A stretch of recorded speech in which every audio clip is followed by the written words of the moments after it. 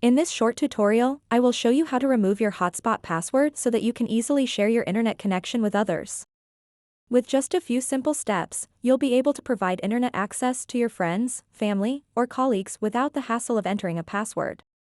To get started, open up the Settings app on your Android device and then tap Connections. After that, tap Mobile Hotspot and Tethering.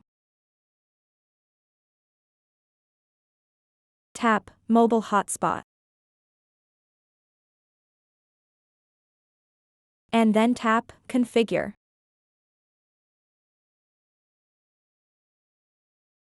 Tap Security. All you have to do next is select Open. And then tap Save at the bottom right corner of the screen. Now your hotspot is not password protected, and anyone can connect to it and start using it. So that wraps up this tutorial.